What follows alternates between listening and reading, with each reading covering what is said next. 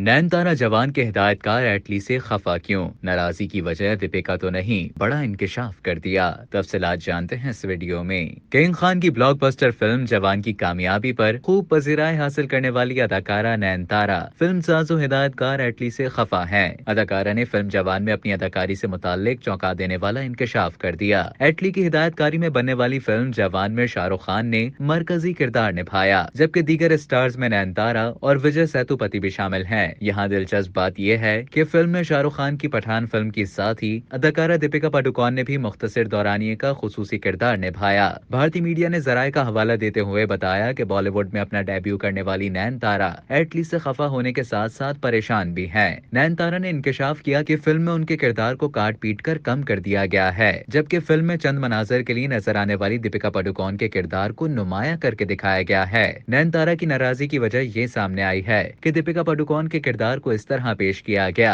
जैसे ये शाहरुख और दीपिका की फिल्म हो। हालांकि ऐसा नहीं था। फिल्म की मरकजी अदाकारा नैनतारा ही थी, जो जनूबी भारत की एक सफ़े अव्वल की अदाकारा हैं और हिंदी फिल्म में उनके साथ हुए ऐसे सलूक पर नाला है। रिपोर्ट में ये भी बताया गया है कि नैनतारा बॉलीवुड के किसी भी नए प्रोजेक्ट में काम करने से गुरेज कर रही हैं, जिसका मतलब ये है कि अब उनके बॉलीवुड मद्दा जल्द उन्हें किसी भी हिंदी प्रोजेक्ट में नहीं देख सकेंगे।